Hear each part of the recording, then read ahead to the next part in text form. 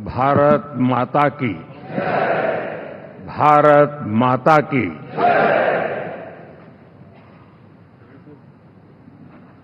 मैं सबसे पहले तो इस सभागृह में उपस्थित एनडीए घटक दलों के सभी नेतागण, नवनिर्वाचित सभी सांसदगण और हमारे राज्यसभा के भी सांसदगण, आप सबका हृदय से बहुत बहुत आभार व्यक्त करता हूं।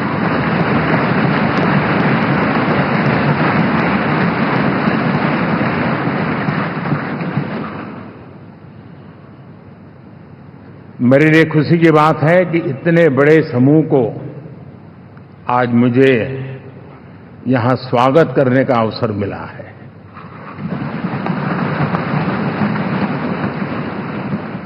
जो साथी विजयी होकर के आए हैं वे सभी अभिनंदन के अधिकारी हैं, लेकिन जिन लाखों कार्यकर्ताओं ने दिन रात परिश्रम किया है, न उन्होंने दिन देखा न रात देखी, और इतनी भयंकर गर्मी में हर दल के कार्यकर्ता ने जो पुरुषार्थ किया है, परिश्रम किया है, मैं आज संविधान सदन के इस सेंट्रल हॉल से सर झुका करके उनको प्रणाम करता हूं।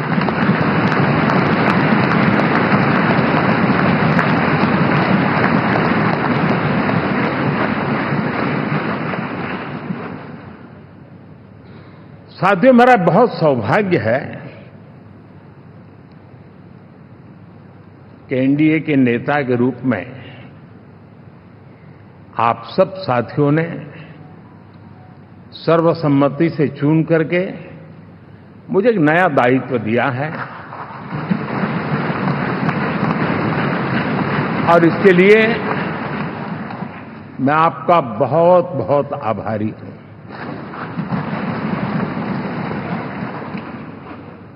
व्यक्तिगत जीवन में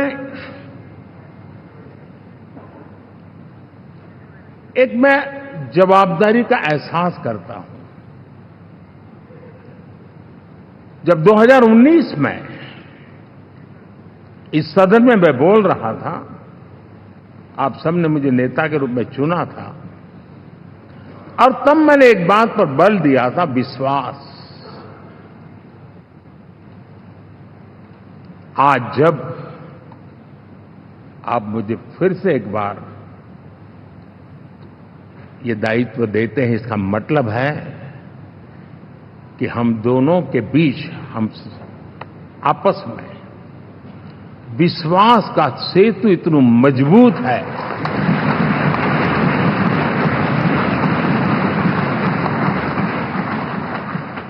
ये अटूट रिश्ता विश्वास की मजबूत धरातल पर है, और ये सबसे बड़ी पूंजी होता है। और इसलिए ये पल मेरे लिए भावुक करने वाले भी हैं, और आप सबके प्रति जितना धन्यवाद करूं उतना कम है।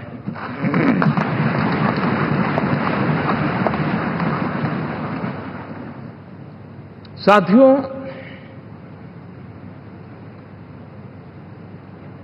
बहुत कम लोग इन बातों की चर्चा करते हैं, शायद उनको सूट नहीं करता होगा, लेकिन हिंदुस्तान के इतने महान लोकतंत्र की ताकत देखिए कि एनडीए आज देश में 22 राज्यों में लोगों ने उनको सरकार बनाकर के सेवा करने का मौका दिया।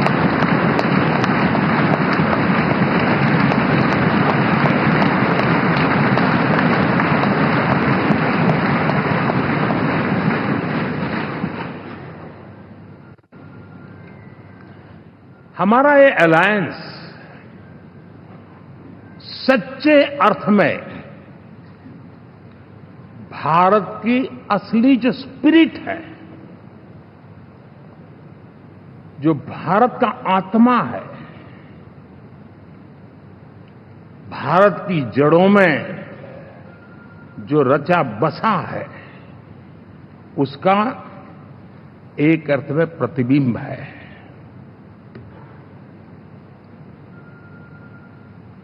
और मैं इसलिए कह रहा हूं कि थोड़ी नजर करें, हमारे देश में 10 ऐसे राज्य जहां हमारे आदिवासी बंधुओं की संख्या प्रभावी रूप से है, निर्णायक रूप से है, जहां इस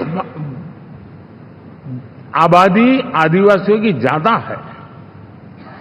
ऐसे 10 राज्यों में से 7 राज्यों में एनडीए सेवा कर रहा है।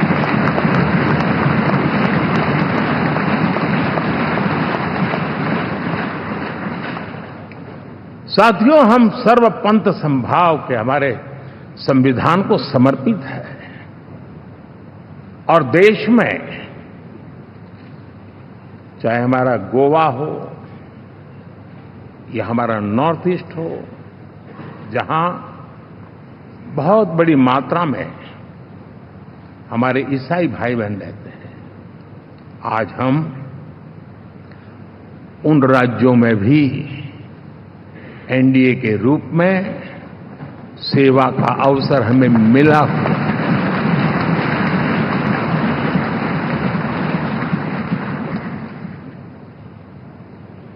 साथियों, प्री पोल अलायंस हिंदुस्तान के राजनीतिक इतिहास में और हिंदुस्तान की राजनीति में गठबंधन के इतिहास में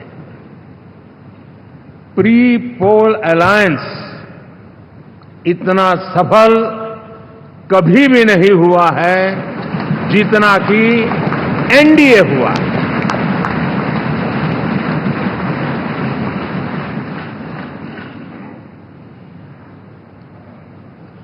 और ये गठबंधन का विजय, हमने बहुमत हासिल किया है और मैं कई बार कह चुका हूं, शब्द अलग होंगे लेकिन मेरे भाव उसमें एक सातत्य है। सरकार चलाने के लिए बहुमत आवश्यक है, लोकतंत्र का वही एक सिद्धांत है, लेकिन देश चलाने के लिए सर्वमत बहुत जरूरी होता है।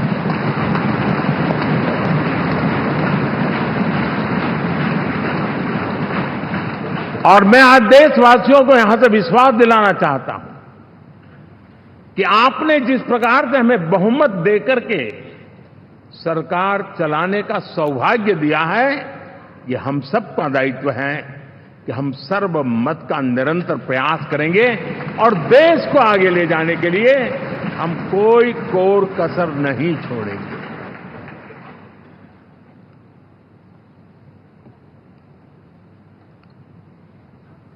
साथियों, एनडीए को करीब करीब 3 दशक हो चुके हैं। यानी आजादी के 75 साल में 3 दशक एनडीए, ये सामान्य घटना नहीं है जी। विविधता से भरे हुए अपनी लोकतांत्रिक और सामाजिक रचना के बीच में ये 3 दशक की यात्रा एक बहुत बड़ी मजबूती का संदेश देती है। और मैं आज बड़े गर्व के साथ कहता हूं कि किसी एक समय वो था कि संगठन के कार्यकर्ता के रूप में इस अलायंस का हिस्सा था, व्यवस्थाओं से जुड़ा रहता था और आज सदन में बैठ करके आपके साथ काम करते करते मेरा भी नाता इससे 30 साल का रहा है और मैं कह सकता हूं, हकीकतों के तथ्यों के आधार पर कह सकता हूं, ये सबसे सफल अलायंस है।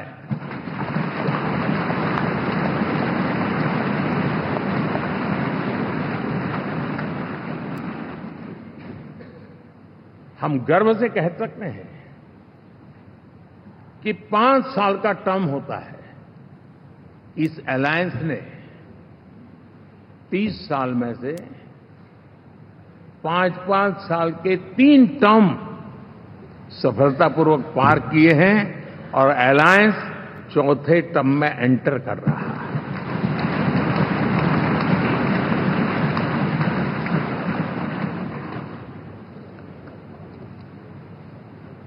साथियों, इस बात को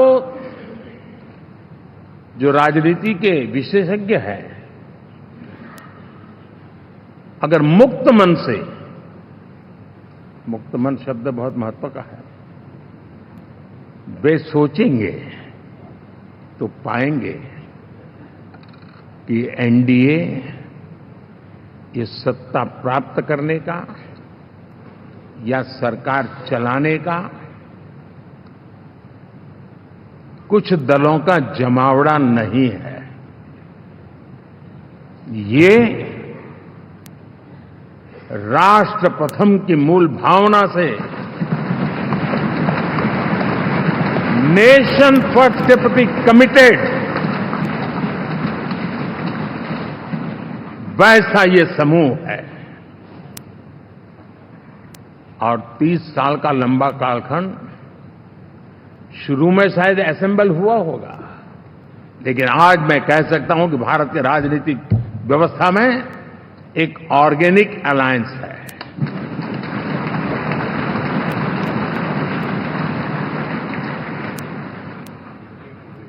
और ये मूल्य श्रद्धेय अटल बिहारी वाजपेयी, श्री प्रकाश सिंह जी बादल, श्री बाला साहब ठाकरे, श्री जॉर्ज फर्नांडिस, श्री शरद यादव, अनगिनत नाम में कह सकता हूं। इन लोगों ने जिस बीज को बोया था, वो आज भारत की जनता ने विश्वास का सिंचन कर करके उस बीज को वटवृक्ष बना दिया है।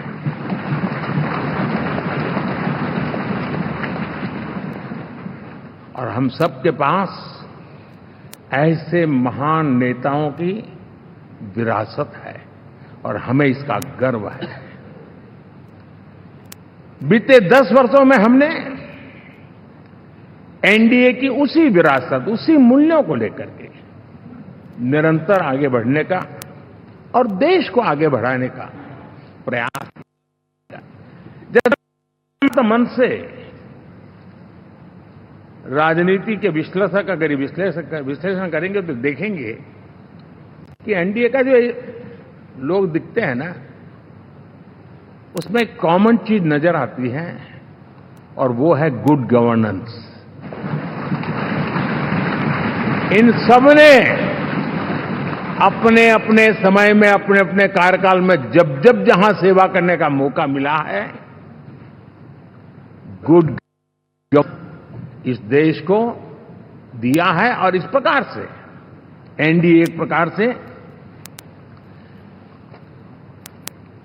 एनडीए कहते ही गुड गवर्नेंस ये अपने आप पर्यायवाची बन जाता है।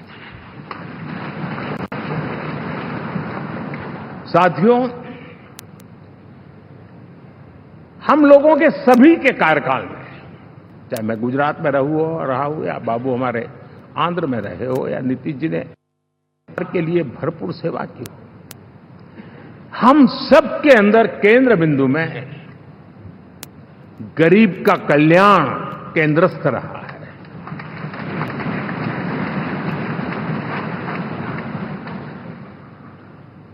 और देश ने एनडीए के गरीब कल्याण के, गुड गवर्नेंस के 10 साल को देखा है, इतना नहीं मैं कह सकता हूं देश ने इसे जिया है।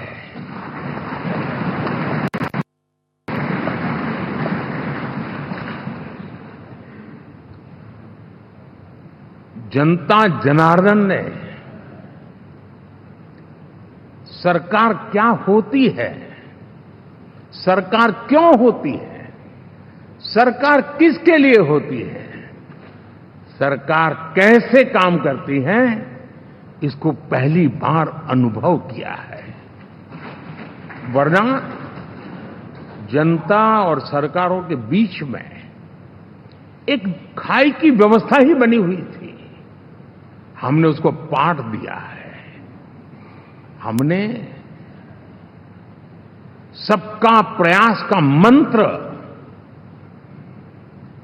देश को नई ऊंचाई पर ले जाने के लिए चरितार्थ करके देखा है। साथियों, एनडीए सरकार में हम अगले 10 साल में, मैं बहुत जिम्मेवारी के साथ कह रहा हूं, अगले 10 साल में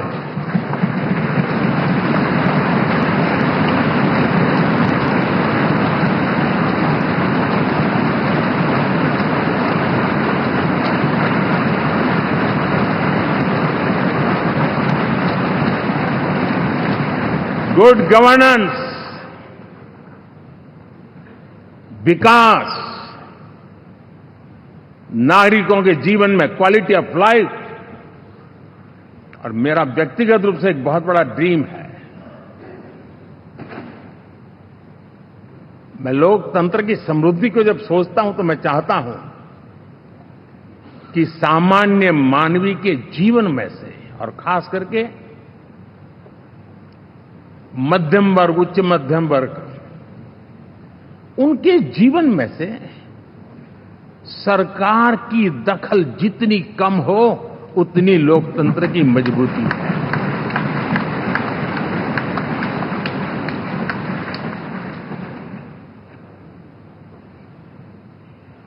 और आज के टेक्नोलॉजी के युग में बहुत आसानी से हम, वरना एक दिन में 10 काम हो तो 10 अलग अलग वो सारी चीजें मांगेंगे। हम बदलाव चाहते हैं। गुड गवर्नेंस का ये भी एक महत्वपूर्ण पहलू है। लेकिन हम विकास का नया अध्याय लिखेंगे, गुड गवर्नेंस का नया अध्याय लिखेंगे, जनता जनार्दन की भागीदारी का नया अध्याय लिखेंगे, और सब मिलकर के विकसित भारत के सपने को साकार करके रहेंगे।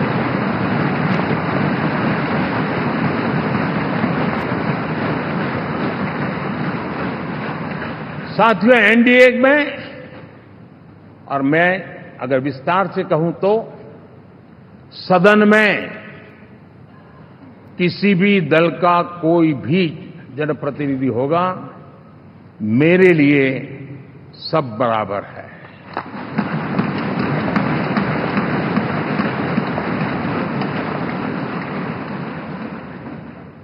जब मैं सबका प्रयास की बात करता हूं तो मैं सदन में भी, चाहे वो लोकसभा हो या राज्यसभा हो, हमारे लिए सब बराबर है।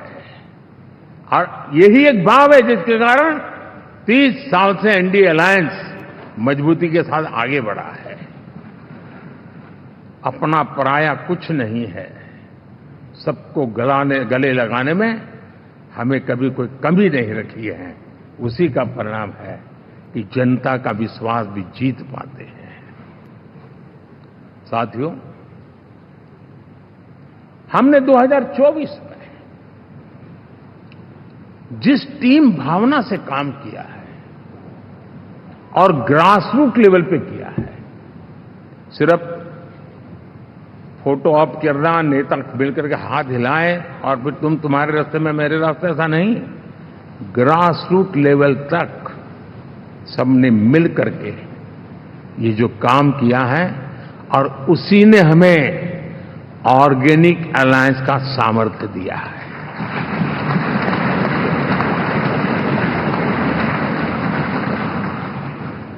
एक दूसरे का सहयोग किया है। हर किसी ने यही सोचा, जहां कम वहां हम। अगर कोई कमी है तो मैं आऊंगा, मैं मेहनत करूंगा, लेकिन तुम्हें कमी नहीं रहने दूंगा। जहां कम वहां हम, ये हर कार्यकर्ता ने जी करके दिखाया है, और तभी तो जीत आती है। साथियों, कभी कभी मैं कह सकता हूं कि हमारा 10 साल का अनुभव है, भारत के हर क्षेत्र का और भारत के हर नागरिक का जो एस्पिरेशंस हैं, रीजनल एस्पिरेशंस हैं, वे और नेशनल एस्पिरेशंस, इसका एक अटूट नाता होना चाहिए। इसके बीच में हवा तक गुजर न सके, इतना जुड़ाव होना चाहिए, तब देश आगे बढ़ता है।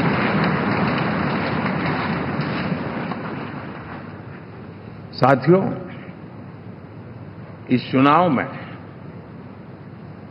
मैं कुछ उल्लेख जरूर करना चाहूंगा जो मेरी नजरिए से मैंने देखा है। दक्षिण भारत में एनडीए ने एक नई राजनीति की नींव मजबूत की है।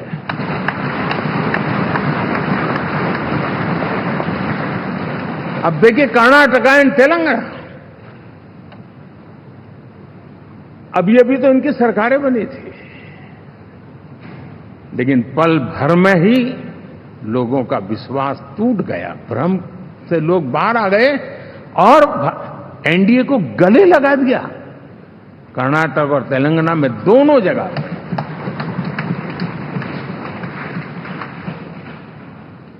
साथियों, तमिलनाडु, मैं तमिलनाडु की टीम को भी बधाई देना चाहूंगा,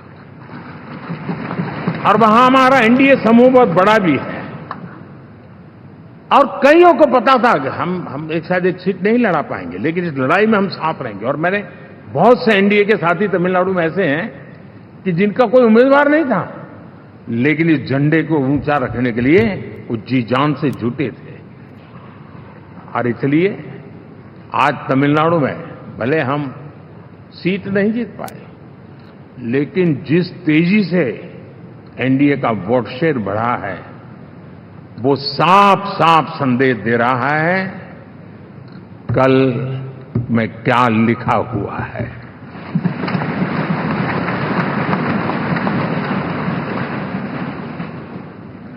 साथियों, पुडुचेरी हो, केरला, हमारे सैकड़ों कार्यकर्ताओं के बलिदान हुए हैं। यूडीएफ हो या एलडीएफ हो, शायद हिंदुस्तान के राजनीतिक जीवन में इतना जुल्म एक विचारधारा को लेकर के जीने वालों के ऊपर हुआ होगा तो सिर्फ मैं कह सकता हूं केरल में हुआ है। जम्मू कश्मीर से भी ज्यादा हुआ है। उसके बावजूद भी सामने कहीं विजय नजर नहीं आता था। उन्होंने परिश्रम की पराकाष्ठा में कभी पीछे नहीं रहे, पीढ़ियां खपा दी। और आज पहली बार संसद में केरल से हमारा प्रतिनिधि बन के आया।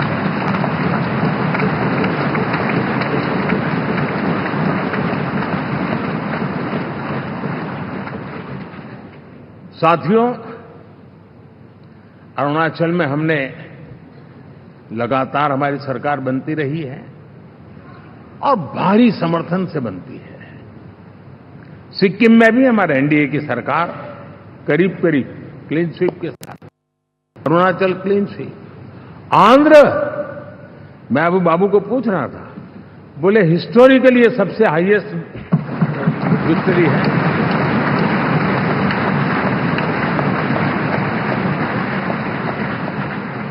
और ये जो यहां दिखता है ना पवन, ये पवन नहीं, आंधी है।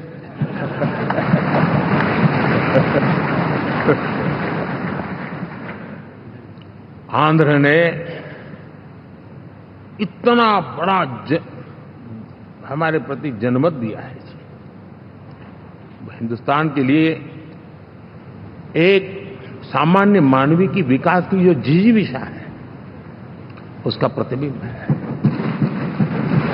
और महाप्रभु जगन्नाथ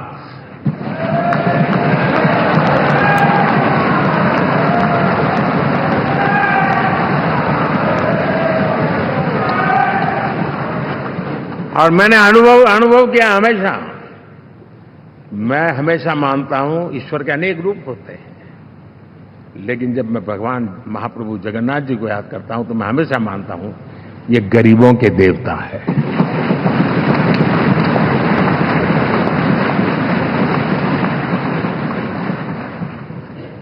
और वहां जो क्रांति रूप परिणाम आया है, मैं इसे एक रिवॉल्यूशन देख रहा हूं।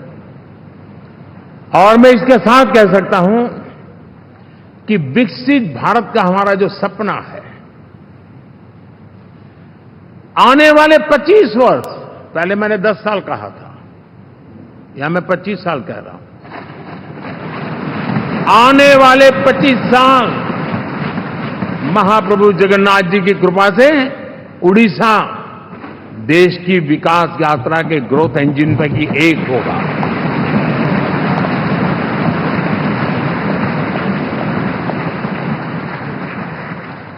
साथियों, हम लोग जब 4 जून के नतीजे चल रहे थे, मैं तो अपने काम में कुछ व्यस्त था, बाद में फोन आना शुरू हो गए। तो मैंने किसी को पूछा, यार ये तो ठीक है आंकड़े वांकड़े, तो मुझे ये बताओ कि ईवीएम जिंदा है कि मर गया?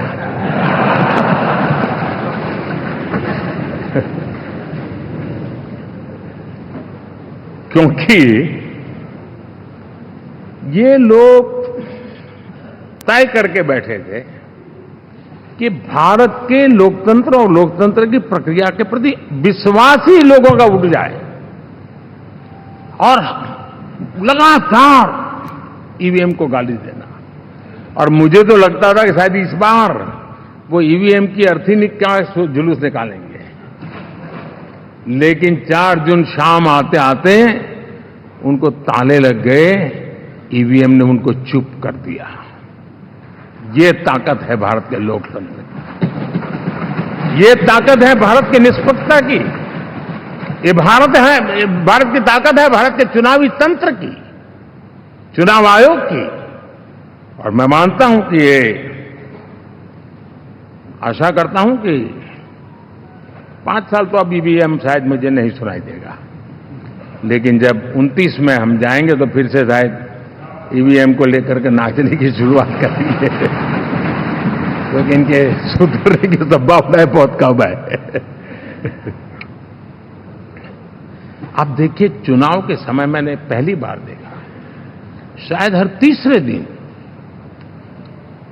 इलेक्शन कमीशन के काम में रुकावट आए, इसके लिए सुप्रीम कोर्ट के दरवाजे खटखटाए गए, भांति भांति की एप्लीकेशन, और एक ही टोली थी।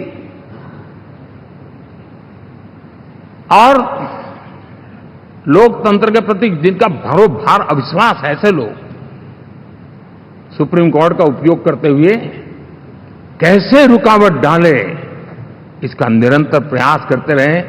और चुनाव आयोग की ताकत का एक बड़ा हिस्सा अदालतों में, इस पीक अवर्स में, चुनाव के पीक अवर्स में, यानी कितनी निराशा लेकर के ये लोग मैदान में आए थे कि उन्होंने पूरा हमला उसी इंस्टीट्यूट पे लगा दो ताकि चुनाव के कोई भी परिणाम आए, हम दुनिया के सामने भारत को भी बदनाम कर लें। ये षड्यंत्र का हिस्सा था दोस्तों, और कभी भी देश उनको माफ नहीं करेगा। साथियों, इंडी गठबंधन वाले जब ईवीएम का विरोध करते हैं तो मैं सिर्फ एक चुनाव के रूप में नहीं देख रहा। मैं मानता हूं ये लोग मन से पिछली शताब्दी के सोच वाले लोग हैं। वे टेक्नोलॉजी को हम महत्व न समझते हैं, न टेक्नोलॉजी स्वीकार करने को तैयार है। और ये सिर्फ ईवीएम में दिखाई दिया, ऐसा नहीं, यूपीआई में दिखाया। जब हमने कहा कि हिंदुस्तान के लोग डिजिटल ट्रांजैक्शन करेंगे, फिनटेक की दुनिया में आज हिंदुस्तान का नाम हो गया, मानने को तैयार नहीं। आधार आज देश की एक पहचान बना है। मैं तो देख रहा हूं कि मुझे कई देश कहते हैं कि हमें आधार की पद्धति से आगे बढ़ना है, आप कैसे मदद कर सकते हैं। उस आधार को रोकने के लिए सुप्रीम कोर्ट में बार बार जाकर के परेशानियां पैदा की। यानी मूलतः ये प्रगति के विरोधी, आधुनिकता के विरोधी, टेक्नोलॉजी के विरोधी इंडी अलायंस हमने देखा है। साथियों, इस देश के लिए ये भी चिंता का विषय है कि विश्व में भारत के लोकतंत्र की ताकत को कम आंकने का प्रयास, और कितना एक्सट्रीम है। मैं दुनिया में ढोल पीट रहा हूं कि हम मदर ऑफ डेमोक्रेसी है, और ये दुनिया में जाकर के बता रहे नहीं हमारे देश में तो डेमोक्रेसी ऐसा कुछ नहीं, कि वो मोदी बैठ गया है, वो एक चाय बेचने वाला यहां पहुंच कैसे गया, कुछ तो गड़बड़ की होगी। ये जो इनकी मनस्थिति है जी, भारत के नागरिकों को चुनाव प्रक्रिया के प्रति अविश्वास पैदा करने का जो उनका षड्यंत्र है, मैं मानता हूं कि अब दुनिया भी भारत के लोकतंत्र की विविधता, विशालता, व्यापकता, गहनता, इन सबको भी जानने समझने के लिए आकर्षित होगी। ऐसे ही इस चुनाव के नतीजे में देख रहा हूं। साथियों, जब 1 तारीख को मतदान पूरा हुआ और 4 तारीख को काउंटिंग, इस बीच की चीजों को आप देखिए। योजनाबद्ध तरीके से देश को हिंसा की आग में झोंकने का बयान दिए जाते थे। यहां इकट्ठे होना, यहां पहुंचना, यहां करना। कुछ लोग इस चीज को गंभीर नहीं लेते हैं, लेकिन ये बहुत गंभीर है। आप भारत के लोकतंत्र को, पहले उसकी व्यवस्था को अनादर करते हो, अब परिणाम आने से पहले एक ऐसा माहौल बना दो कि बस आग लगा देंगे। हर प्रकार से उन शब्दों का अर्थ यही निकलता है कि उन्होंने देश को उस दिशा में ले जाने का प्रयास किया था। लगातार देश को गुमराह करने का प्रयास किया गया, देश के लोगों को बांटने का प्रयास किया। अरे, चुनाव एक ऐसा लोकोत्सव होता है कि ज्यादा से ज्यादा लोगों को हम जोड़े, तोड़ने के लिए नहीं होता है। लेकिन हर प्रकार से कोशिश यही की गई है। साथियों, मैं मानता हूं कि 2024 के लोकसभा के चुनाव के जो नतीजे हैं, हर पैरामीटर से देखेंगे, दुनिया ये मानती है और मानेगी कि ये एनडीए का महाविजय है।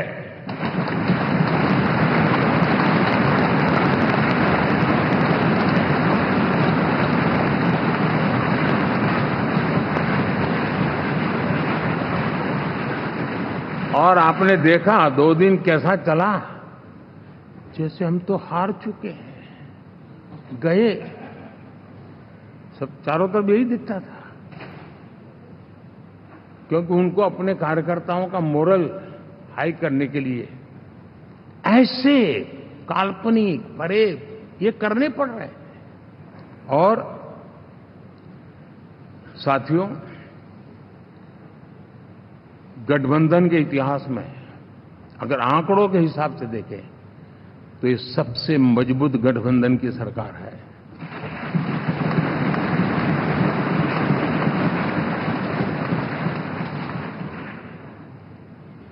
लेकिन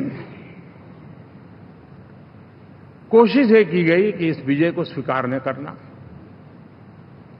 उसको पराजय के छाया में डुबो के रखना।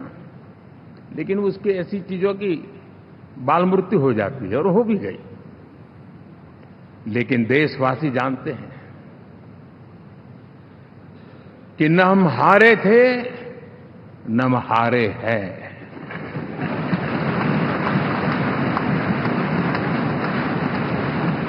लेकिन 4 तारीख के बाद हमारा जो व्यवहार रहा है वो हमारी वो पहचान बताता है कि हम विजय को पचाना जानते हैं।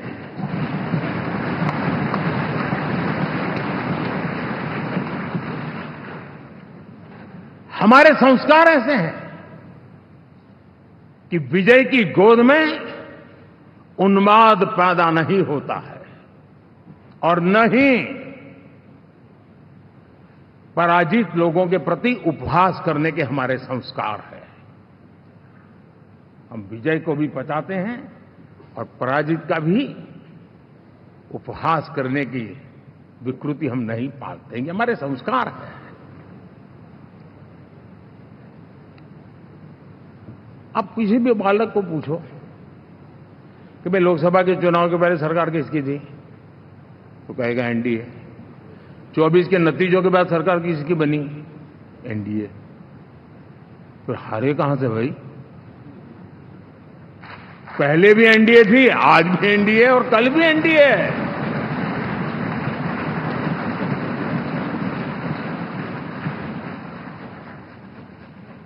आप सोचिए 10 साल बाद भी कांग्रेस 100 के आंकड़े को नहीं छू पाई।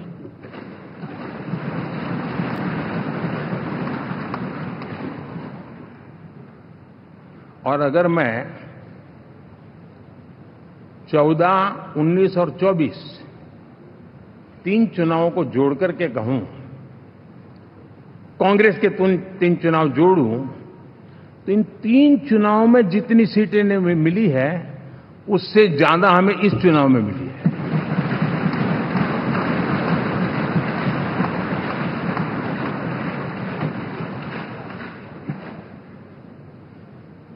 और मैं साफ देख रहा हूं साथियों, एनडीए वालों को अंदाज नहीं है। वे धीरे धीरे पहले तो डूब रहे थे, अब तेज गति से ये गर्त में जाने वाले हैं।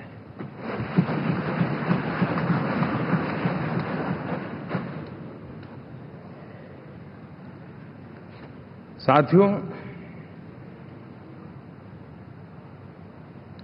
इंडिया अलायंस वाले देश के सामान्य नागरिकों की जो समझ है, आज भी वो उसके सामर्थ्य को समझ नहीं पाए हैं या समझना चाहते नहीं हैं। भारत के सामान्य व्यक्ति की भी एक समझ है और जो जमीन से जुड़ा रहता है ना, वो समझ को छूता है, समझता है, पहचानता है। वो वहां नहीं है।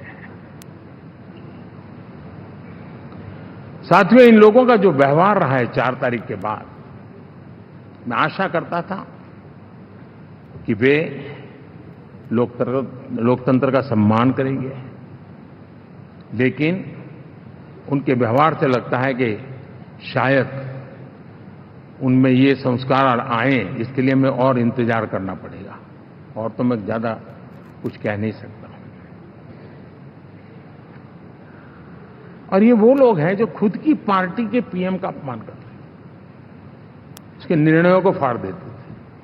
खुद की पार्टी को विदेशी मेहमान आ जाए तो उसके लिए चेयर नहीं होती थी। ये सारे दृश्य आपने देखे हैं। ठीक, और मैं समझता हूं कि इन सारी स्थितियों में से हम लोकतंत्र की मजबूती और जनता जनार्दन के प्रति आस्था, इसको हम, साथियों, लोकतंत्र हमें सबका सम्मान करना सिखाती है। विपक्ष में भी जो सांसद जीत करके आए हैं, मैं उनको भी बधाई देता हूं।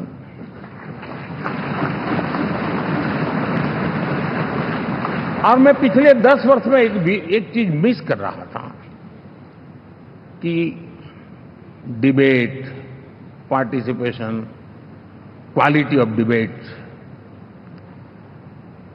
मैं मिस कर रहा हूं। लेकिन मैं आशा करता हूं कि अब इस नया जो सदन बना है वो कमी मुझे खलेगी नहीं, शायद हमारे साथी भी राष्ट्रहित की नियत के साथ सदन में आएंगे और भले वो विपक्ष में बैठे होंगे, लेकिन राष्ट्र के विपक्ष में नहीं है, हमारे विपक्ष में है। राष्ट्र में तो हम सब एक ही दिशा में हैं।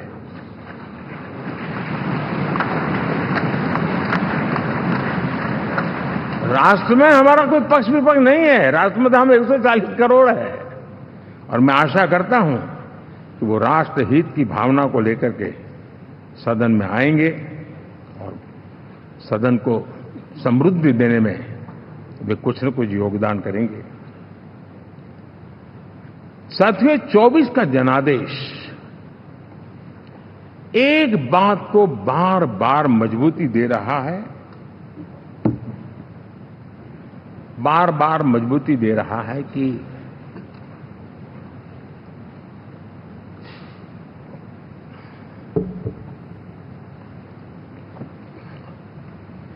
देश को आज के वातावरण में सिर्फ और सिर्फ एनडीए पर ही भरोसा है।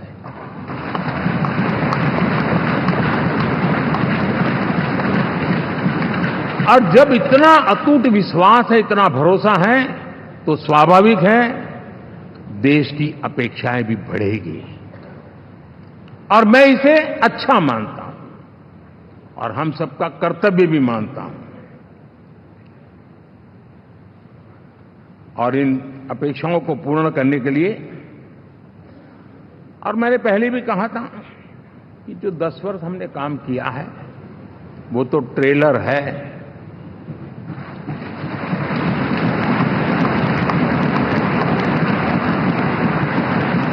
और वो मेरा चुनावी वाक्य नहीं था, ये मेरा कमिटमेंट है।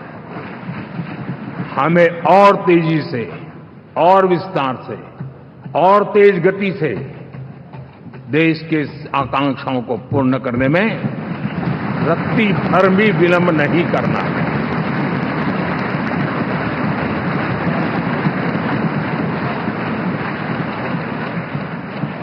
जनता जनार्दन चाहती है हम पहले से ज्यादा डिलीवर करें। जनता चाहती है कि हम खुद ही हमारे पुराने रिकॉर्ड तोड़े। और मैं साथियों एक तरफ एनडीए रखूं, दूसरी तरफ भारत के लोगों के सपने और संकल्पों को रखूं, तो मैं कहूंगा NDA, new India, develop India, aspirational India.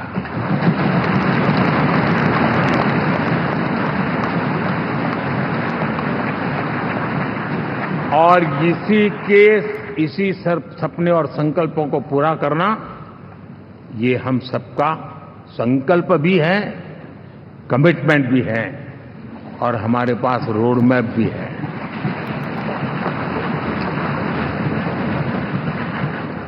साथियों, एनडीए ने हमेशा करप्शन फ्री, रिफॉर्म ओरिएंटेड, स्थिर सरकार देश को दी है। जब जब हमें अवसर मिला हम लोगों ने काम किया है। उसके सामने कांग्रेस नेतृत्व वाली यूपीए, अब उन्होंने पुरानी अपनी छवि सुधारने के लिए नाम बदल दिया, लेकिन पहचान घोटालों की है। आए दिन घोटाले, यही पहचान रही है। और नाम बदलने के बावजूद भी देश उनके घोटालों को नहीं भुला है, उनको नकारा है।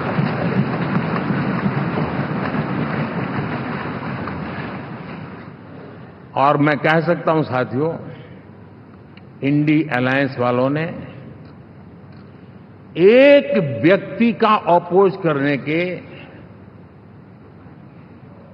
वन पॉइंट एजेंडा के कारण देश की जनता ने उनको ही ऑपोजिशन में बिठा दिया है।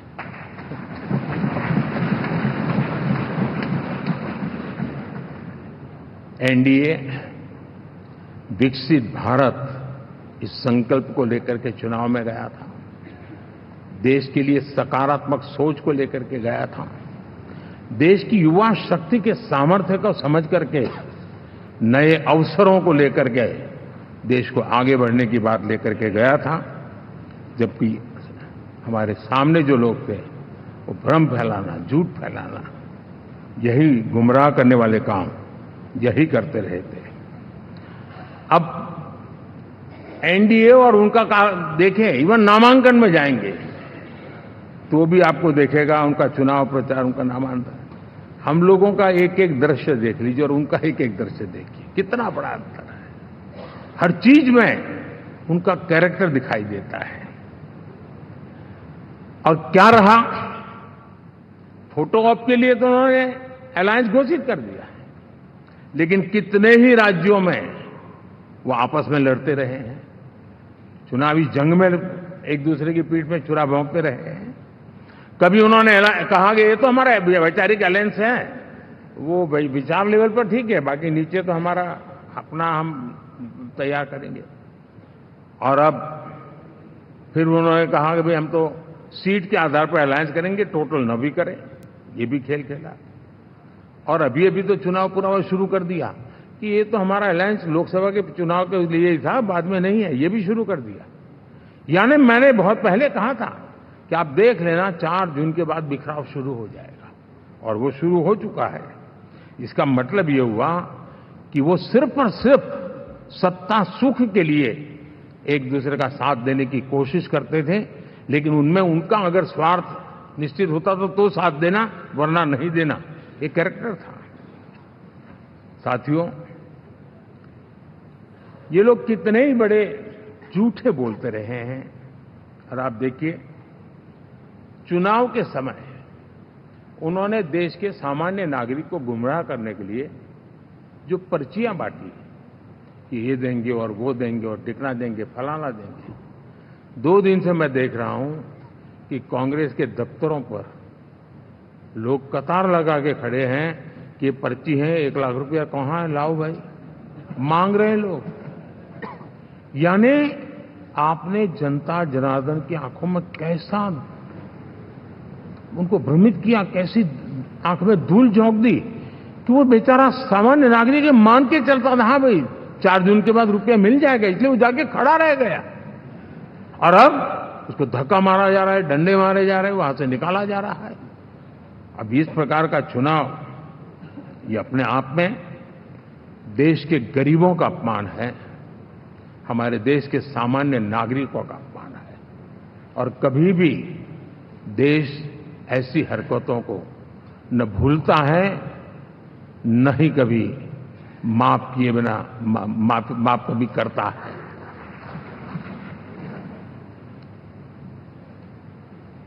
साथियों, हमारे लिए संतोष की बात है कि हम एक कमिटमेंट से काम कर रहे हैं। 10 साल में हमने 25 करोड़ गरीबों को गरीबी से बाहर निकाला है।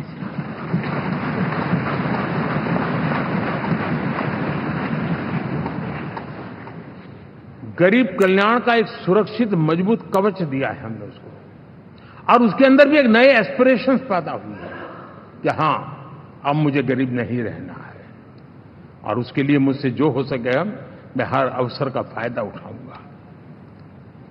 3 करोड़ गरीबों को घर, ये ऐसे कहने का आंकड़ा नहीं है जी, कितनी मेहनत पड़ती है मुझे मालूम है, लेकिन हम सफलतापूर्वक इसको कर पाए हैं। 4 करोड़ लोगों को दे चुके हैं, 3 करोड़ का हम संकल्प लेकर के आज से आगे बढ़ेंगे। यानी ये भी हिम्मत है कि 4 करोड़ देने के बाद जिन परिवारों का विस्तार हुआ है, जरूरत पड़ी है, और राज्यों की भी उसमें इच्छा है, 3 करोड़ नए घर बनाने का संकल्प। 70 वर्ष की आयु से ऊपर के व्यक्तियों को, नागरिकों को 5 लाख रुपए तक इलाज के लिए मुफ्त इलाज की व्यवस्था। मुद्रा योजना के तहत हमारे नौजवानों को कारोबार के लिए 20 लाख तक की उनकी बैंक से उनको लोन मिले, इसकी व्यवस्था। ये मैं समझता हूं कि वायदा हमारे तीसरे कार्यकाल की गारंटियां, सब मैं अभी बताता नहीं हूं, लेकिन इन गारंटियों के प्रति हम कमिटेड हैं और उसे पूर्ण करने के लिए हम कोई कमी नहीं रखेंगे। साथियों, गरीब का सशक्तिकरण और मिडिल क्लास को सुविधा, ये हमारी प्राथमिकता है, क्योंकि मध्यम वर्ग अब इस देश का एक बहुत बड़ा चालक बल है। भारत की ग्रोथ स्टोरी में ये ऐसे ऐसे नए फोर्सेस मैं देख रहा हूं जो हमारी बहुत बड़ी शक्ति बनने वाले हैं, और इसलिए हम उस पर भी उतना ही, और मिडिल क्लास की बचत कैसे बढ़े, सेविंग कैसे बने, उसके लिए, उसकी क्वालिटी ऑफ लाइफ के लिए हम क्या कर सकते हैं, हमारी योजनाओं का विस्तार कैसे किया जाए, हमारे नीति नियमों में बदलाव कैसे किया जाए, उस पर भी हम आने वाले दिनों में काम चाहते हैं। साथियों, पंचायत से पार्लियामेंट तक हमारी नारी शक्ति की सक्रिय भागीदारी, ये हमारा कमिटमेंट है, और हमने हमारे पिछले कार्यकाल में नारी शक्ति वंदन अधिनियम करके उस बात को हमने आगे बढ़ाया है, और वो दिन दूर नहीं होगा जब हमारे सदन में बहुत बड़ी तादाद में हमारी माताएं बहनें देश का नेतृत्व करती हुई दिखाई देगी।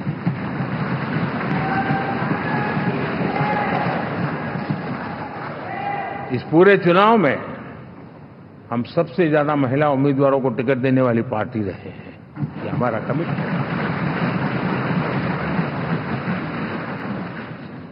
हमारी महिला सांसदों को जो आशीर्वाद देश की जनता ने दिया है, मैं इसके लिए विशेष रूप से उनका आभार व्यक्त करता हूं। और साथियों, आपने देखा होगा G20 समिट में दुनिया के सामने एक विषय लेकर के हम बड़े आग्रह से गए हैं, और वो है empowerment of women, development of women. इन सारी बातों को तो हम परिचित हैं। हमने एक नया शिफ्ट किया है, और हम G20 समिट से भी इसको आगे बढ़ा रहे हैं, विमेन लेड डेवलपमेंट।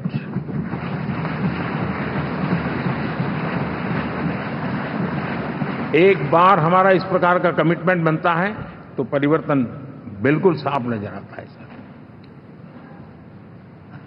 साथियों, एनडीए का ये कार्यकाल बड़े फैसलों का है, तेज विकास का है,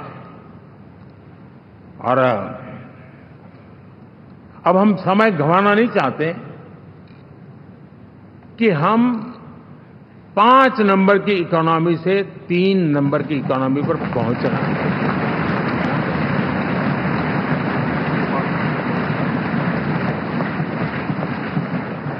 और ये खाली 5 और 3 का आंकड़ा नहीं है, उसके कारण जो अर्थव्यवस्था का कद बन जाता है, वो सामान्य मानवीय की आशा आकांक्षाओं को पूरी करने के लिए सरलता बढ़ जाती है। देश के लिए जो जरूरतें हैं वो आराम से पूरी करने का सामर्थ्य बन जाता है, और इसलिए हम उस दिशा में बड़ी कोशिश करके आगे बढ़ना चाहते हैं। राज्यों का सहयोग भी उसमें उतना ही महत्वपूर्ण है, और भारत के संविधान ने हमें जिस प्रकार का दिशा निर्देश किया है कोऑपरेटिव फेडरलिज्म का, लेकिन मैंने उसमें आग्रह रखा है कॉम्पिटिटिव कोऑपरेटिव फेडरलिज्म। हमारे राज्यों के बीच में भी तंदुरुस्त स्पर्धा हो, राज्य और केंद्र के बीच में भी तंदुरुस्त स्पर्धा हो, हम अच्छा करने की स्पर्धा करें, और उस दिशा में हम आगे बढ़ना चाहते हैं। और हमने देखा है कि जब मैं कॉम्पिटिटिव कोऑपरेटिव फेडरलिज्म की बात करता हूं, आपने देखा G20 समिट हम एक जगह पे कर सकते थे, हम भी मालाएं पहन करके फोटो निकलवा सकते थे, लेकिन हिंदुस्तान के अनेक शहरों में 200 से ज्यादा मीटिंगें हुई, और दुनिया भर के नीति निर्धारक जो कहे G20 देशों के और बाकी भी 5-7 देशों के, वो हिंदुस्तान के कोने कोने में गए, उनके देशों में जाकर के भारत की विविधता, भारत की विशालता, इसकी चर्चा कर रहे हैं। उनके लिए आश्चर्य है, हमने तो दिल्ली आकर के वापिस जाते थे, पता ही नहीं था कि देश इतना बड़ा है। ये अपनी एक ताकत का परिचय हुआ है। हमने कोविड में देखा, राज्यों के साथ कोऑपरेशन के साथ हमने जिस प्रकार से लड़ाई लड़ी, और एक सूत्र में रह करके लड़े, दल किसी का भी हो सरकार में, लेकिन हमने इस काम को किया क्योंकि हमारा कोऑपरेटिव फेडरलिज्म के प्रति कमिटमेंट है। एस्पिरेशनल डिस्ट्रिक्ट एक ऐसा मॉडल है गवर्नेंस का जिसमें राज्य भी उतना ही सक्रियता से हमारे साथ जुड़े हुए हैं। और दुनिया के लिए जो डेवलपिंग कंट्रीज हैं, उनके लिए गवर्नेंस का एक ऐसा मॉडल प्रस्तुत हो रहा है जिसका अब तो केस स्टडी के रूप में दुनिया के अनेक यूनिवर्सिटी केस स्टडी करना शुरू की है। अब उसको हम आगे बढ़ाते हुए एस्पिरेशनल ब्लॉक की तरफ ले जा रहे हैं, ताकि हमारे ग्रासरूट लेवल पे भी जो वीक एरियाज हैं, जहां सुविधाएं अभी सामान्य एवरेज से भी नीचे हैं, उसको हम जल्दी से जल्दी उस स्टेट की एवरेज तक लाना चाहते हैं। देश का रीजन, कोई भी क्षेत्र हो, सर्वांगीण विकास को लेकर के हम चले। साथियों, गत 10 वर्ष में इंफ्रास्ट्रक्चर के क्षेत्र में हमने एक बहुत बड़ा, यानी सोचने में भी बदलाव लाए। जमीन पर तो लाए, वरना हमारे देश में सोचा चलेगा यार, अरे एक बार कर लो ना, उस सारे में से बदलाव नहीं। अब तो अच्छा ही चाहिए, बड़ा ही चाहिए, जल्दी से जल्दी पहुंचाने वाला चाहिए। सामान्य मानवी के मन को हमने इस तरह से प्रेरित भी किया है और पुरुषार्थ करके हमने उस दिशा में काम किया है। 5 साल में हमें गति शक्ति, यानी इस प्रकार के प्लेटफॉर्म पर जो काम किया है, जो काम 6-6, 8-8 महीने तक नहीं होता था, वो आज 15-20 दिन में कर सकते हैं। सर, टेक्नोलॉजी का उपयोग करके हम काम कर रहे हैं। और ये जब होता है तो उसका मूल फायदा देश के नौजवानों के लिए रोजगार के अति अवसर बन जाते हैं। उनके लिए जीवन में सिलेक्शन के लिए बहुत बड़ा दायरा बढ़ जाता है। और वो हमें, साथियों, आज भारत दुनिया में विश्व के लिए एक नया मैन्युफैक्चरिंग हब के रूप में उभर रहा है। और जब हम मैन्युफैक्चरिंग हब कह रहे हैं, तब सिर्फ इलेक्ट्रॉनिक गुड्स या सर्विसेज की मैं बात नहीं कर रहा हूं। मैं फूड प्रोसेसिंग में भी आज दुनिया में हम बहुत तेजी से आगे बढ़ रहे हैं, और वो भारत के किसानों को बहुत बड़ी ताकत देने वाला है। उसी प्रकार से स्पेस हो, आर्टिफिशियल इंटेलिजेंस हो, स्टार्टअप्स की बात हो, स्किल्ड जॉब अपॉर्चुनिटीज की बात हो, आज भारत बहुत तेजी से आगे बढ़ रहा है, ये मेरा विश्वास है। साथियों, मुद्रा योजना, ड्रोन दीदी, विश्वकर्मा योजना, इसने भी नई संभावनाओं को जन्म दिया है। साथियों, हमारी संस्कृति, हमारी विरासत, उसके प्रति हम जितना ध्यान केंद्रित करेंगे, दुनिया के लिए आकर्षण का केंद्र बनेगा। और इसलिए हम उन दिशा में, और मैं मानता हूं भारत के लिए टूरिज्म एक ऐसा एवेन्यू है जो गत शताब्दी में हमें कभी, आज से लेकर के पीछे के 100 साल में कहूं, ऐसा अवसर नहीं मिला है जैसा आने वाले 25 साल में मिलने वाला है। दुनिया भारत की तरफ मुड़ने वाली है। अब हमारा काम है, हम इसके लिए आवश्यक व्यवस्थाओं को विकसित करें। हमारी विरासत के प्रति हम हमारा पर्यटन का विकास करते हुए एक विन विन सिचुएशन का हम फायदा उठाएं, और उसमें बहुत अधिक निवेश की संभावनाएं मैं देखता हूं। और ये ऐसा क्षेत्र है जिसमें हर स्तर के लोग कमाते हैं। गरीब से गरीब आदमी भी कमाता है और बड़ी बड़ी होटल वाला भी कमाता है। हर कोई इसमें कमाता है, और हमने टूरिज्म के हम बल देना चाहते हैं। बहुत पोटेंशियल है। आज जो इंफ्रास्ट्रक्चर के क्षेत्र खुले हैं, इसका फायदा इसको मिलता है। एयरवे हो, रेलवे हो, हमारे एक्सप्रेस वे हो, ये हमारा यातायात जितना बेहतर हो, और हमारा डिजिटल कनेक्टिविटी का जो काम है, ये इसके लिए एक बहुत बड़ा पॉजिटिव ग्राउंड तैयार कर रहा है, और जिसका फायदा मिलने वाला है। और जो वोकल फॉर लोकल और रीजनल टूरिज्म, इसको एक बल देने का काम है। साथियों, अब दुनिया एक नए युग में प्रवेश रही है। जिस समय औद्योगिक क्रांति हुई, उस समय हम गुलामी के दौर से गुजर रहे थे। तो औद्योगिक क्रांति का जितना फायदा लेना चाहिए, हम नहीं ले पाए। अब एक नया युग शुरू हो रहा है, हरित युग, ग्रीन एरा। भारत के पास बहुत संभावनाएं हैं इसका नेतृत्व करने की, और हम इसके लिए आने वाले दिनों में ग्रीन हाइड्रोजन की बात हो, ग्रीन एनर्जी हो, या ग्रीन जॉब्स हो, या ग्रीन मोबिलिटी हो, इन सारे विषयों को हम इतनी तेजी से आगे बढ़ाना चाहते हैं ताकि इस हरित युग का नेतृत्व दुनिया में भारत का सामर्थ्य सिद्ध कर दें, ये हम चाहते हैं। साथियों, इसी सिलसिले में इस 5 जून को जब पर्यावरण दिवस था, 4 जून को नतीजे आ गए थे। तो उसी दिन मेरे मन में एक विचार आया कि कार्यक्रम 5 जून को हमने आरंभ किया, एक पेड़ मां के नाम। हर किसी को मां के प्रति श्रद्धा होती है, और मैं भी देशवासियों को कहूंगा कि आने वाले समय में कभी आपकी माताजी का जन्मदिन हो, क्या कोई और शुभ दिन हो, अपनी मां के नाम पर एक पेड़ लगाइए, और मां जीवित है तो साथ लेकर जाइए, उनकी फोटो आप सोशल मीडिया में अपलोड कीजिए, और मां नहीं है तो उनकी फोटो रख करके एक पेड़ लगाइए, और वो अपनी मां का भी सम्मान होगा और धरती मां की सेवा होगी। हम इन 2 माताओं की सेवा करें। साथियों, एनडीए, अब भारत आइसोलेशन में नहीं जी सकता। वैश्विक परिवेश में भारत की भूमिका दिनों दिन बहुत बढ़ती चली जा रही है। 2014 में जब एनडीए की सरकार बनी,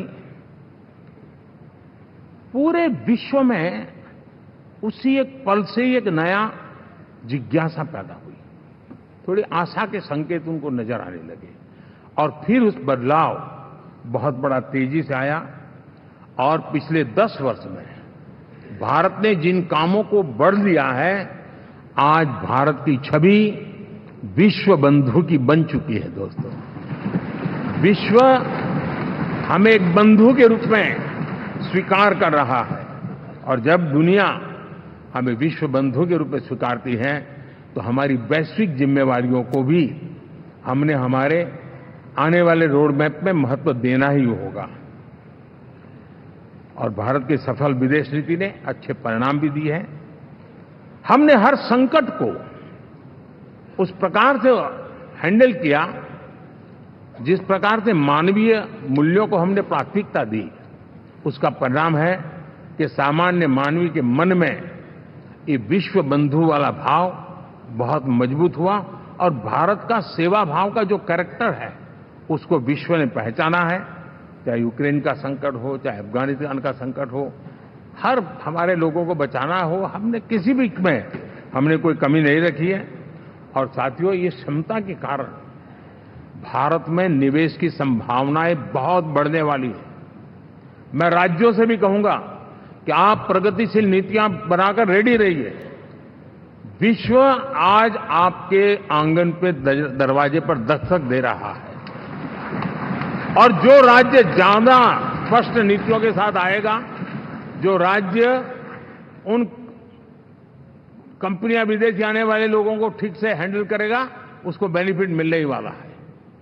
और भारत ने जो नीतियां बनाई है, भारत ने जो वातावरण बनाया है, उसका लाभ भारत के हर राज्य को मिलना चाहिए, और उस दिशा में हम तेजी से काम करना चाहते हैं। साथियों, हमने G20 समिट में देखा है, दुनिया का भारत के प्रति नजरिया बदला है। जो लोग इन चीजों को माइन्यूटली देखते होंगे उनको पता होगा कि G20 एक प्रकार से कई संकटों से गुजर रहा था। उतार चढ़ाव आते रहते थे, बिखराव भी नजर आ रहा था, लेकिन भारत में G20 आने के बाद नए प्राण से भर गया है, नया सामर्थ्य आ गया है। और ये भारत की ताकत है कि उसने पूरे विश्व को जोड़ने में G20 के माध्यम से बहुत बड़ा काम किया है। और उसके इन दिनों भी जो परिणाम आए, इसके बाद मेरा काफी समय विदेश के सरकारों से फोन अभिनंदन स्वीकार करने में गया, और शायद मैं 2014 में 19 में भी ऐसा अनुभव नहीं था जितना इस बार फ्लो है। दुनिया के करीब करीब, अब नाम ले, उसने भारत को शुभेच्छा व्यक्त की है या बात करने की कोशिश की है। यानी ये वैश्विक जो हमारा ताकत है उसका परिचय करवा रहा है, और उसके कारण मैं मानता हूं कि विश्व में हमारा सम्मान और साथ साथ भारत में निवेश, ये दोनों संभावनाएं बढ़ रही है। साथियों, हमारे संविधान का 75वां वर्ष है। हम चाहते हैं कि संविधान हमारी संवैधानिक संस्थाओं का संरक्षण भर इसके मात्र के लिए है, ऐसा नहीं। कोई अदालत में धाराओं का उपयोग करके काम करने के लिए नहीं है। ये एक हमारी भावना है, हमारा स्पिरिट है, और हमें इस 75 साल को ऐसे मनाना है ताकि हम संविधान के स्पिरिट को जन जन तक पहुंचाएं। हर जन को संविधान की जो भावना है, कर्तव्य की भावना है, अनेक बात ऐसे इस बात है, उन सब प्रति समर्पण उसका बढ़े, उस दिशा में हम काम करना चाहते हैं। साथियों, छत्रपति शिवाजी महाराज के राज्याभिषेक के 350 वर्ष के उत्सव में देश आज रंगा हुआ है, और हमारे लिए सबसे बड़ी प्रेरणा है, क्योंकि उसमें राष्ट्र प्रथम की भावना है। छत्रपति शिवाजी महाराज को याद करते ही राष्ट्र प्रथम की भावना हमें मजबूती देती है, और इसलिए हम देश में इसी एजेंडा को आगे रखते हुए, और जब इसी समय 350 साल का पर्व आया है, तो हमें अपनी पॉलिसी और परफॉर्मेंस और सामान्य मानवीय का जीवन बेहतर करना है, उसमें जरा भी विलंब नहीं करना है। साथियों, विकास की सारी तैयारियां, रोड मैप लेकर को हम चलेंगे ही, चल रहे हैं, लेकिन साथ साथ हम नए नए सांसद आए हैं, कुछ पुराने सांसद हैं, कुछ ज्यादा अनुभवी सांसद भी हैं। आप देखते हैं कि इन दिनों, पिछले 2 दिन से आप टीवी पे देखते होंगे, एक भी सच्चाई मुझे उसमें नजर नहीं आई। कोई ये कह रहा है, कोई वो कह रहा था, सब मैंने कहा भी जरा पूछो तो ये जानकारी लाते कहां से, गपगोले चला रहे, किसी के खाते में कुछ भी डाल करके चल रहा है। तो मतलब ये थोड़े दिन, क्योंकि 10 साल से ऐसे अवसर नहीं मिले हैं, तो शायद ये उबाल जरा ज्यादा रहेगा। लेकिन आप मान के चलिए जी, ऐसे लोग कोई पहुंचेंगे, बस साहब मेरा अच्छा संबंध है, मंत्री में आपका नंबर कर सकता हूं, आया, हमें भी पता नहीं होता है यार, हो सकता है मिनिस्टर बनने का ही रास्ता होगा, तो हम भी गलती से उसका हाथ पकड़ लेते हैं, और वो पता नहीं वो किस खाई में डुबो देता है। कभी कभी तो शायद अब तो टेक्नोलॉजी ऐसी है कि हो सकता है मेरे सिग्नेचर से कोई लिस्ट बाहर निकल जाए कि ये मंत्री बन गए, हो सकता है कोई बुद्धिमान डिपार्टमेंट भी बांट दे। तो आजकल कई लोग सरकार बनाने में लगे हुए हैं, मंत्री पद बांट रहे हैं, पद बांट रहे हैं, व्यवस्था बांट रहे हैं। मैं आपसे आग्रहपूर्वक कहता हूं, और जो मोदी को जानते हैं, ये सारे प्रयास निरर्थक है। वे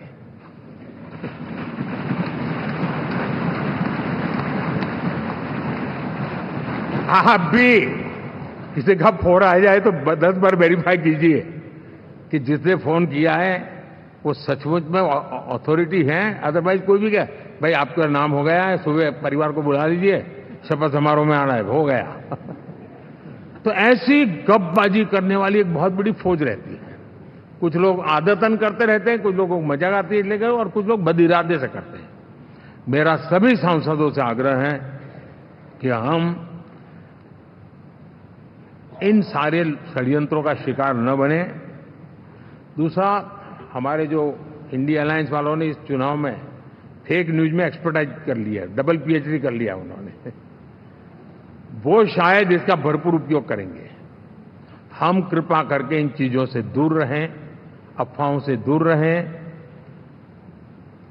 ये जो टीम बैठी है वो अनुभवी टीम है, मुझे भी सही सलाह देने वाली टीम है, और इसलिए टीम मिलकर के बहुत सही निर्णय करने वाली है।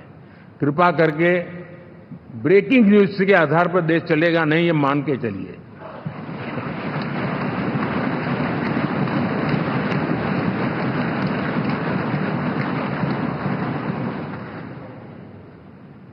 साथियों, विकसित भारत का संकल्प लेकर के हम चले हैं। 3 नंबर की इकोनॉमी पहुंचना मैं जानता हूं, निश्चित रोड मैप के साथ उसको हम पार करने वाले हैं। और मैंने पहले भी कहा था कि मेरा पल पल देश के नाम है, मेरा पल पल आप लोगों के नाम है।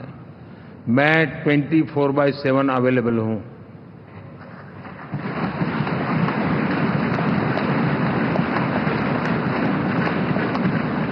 हमें मिलकर के देश को आगे बढ़ाना है। फिर से एक बार आप लोगों ने मुझ पर जो विश्वास जताया है, जो प्यार दिखाया है और जो समर्थन दिया है, वाकई मैं मानता हूं भारत के लोकतंत्र की एक बहुत बड़ी ताकत है। मैं जितना आपका आभार व्यक्त करूं उतना कम, और मैं विश्वास दिलाता हूं कि मैं आपकी आशा अपेक्षाओं को पूरी करने में, परिश्रम करने में कोई कमी नहीं रखूंगा।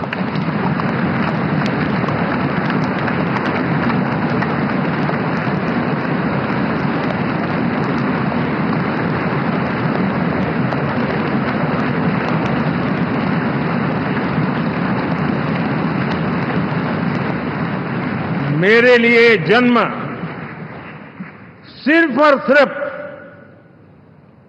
वन लाइफ वन मिशन, और वो है मेरी भारत माता। ये मिशन है 140 करोड़ देशवासियों के सपनों को पूरा करने के लिए खप जाना।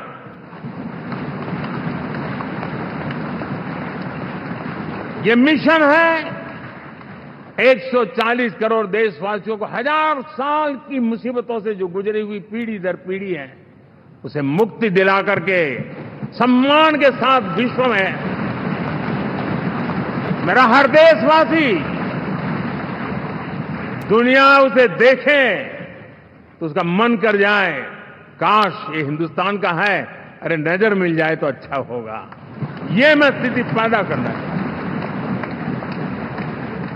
उसका मन लालायित होना चाहिए, हिंदुस्तानी है, अरे यार जरा हाथ मिला लूं, कुछ एनर्जी मुझे भी आ जाए। मैं देश को इस ऊंचाई पे ले जाना चाहता हूं। और साथियों, मुझे पक्का विश्वास है आपका साथ, आपका सहयोग, आपका अनुभव बहुत बड़े परिणामों की संभावनाएं लेकर के आया है। लोकसभा का ये गठन उन सभी आकांक्षाओं को पूरा करेगा।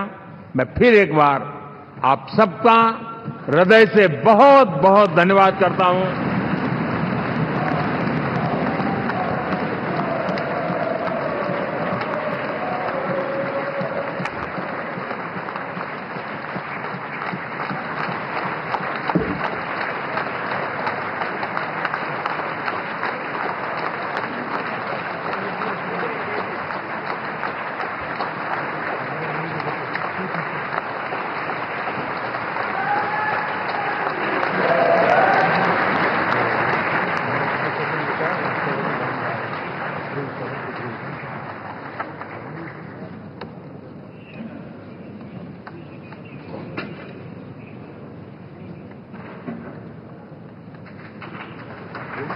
उसके बाद जो चीन को संबोधित करना चाहिए, राष्ट्रपति जी का समय बदला के क्यों छुट्टी करा दिया? जो एनडीए के साथी संसद से सीधा ये प्रसारण देख रहे थे। एनडीए के तमाम मौजूद रहे।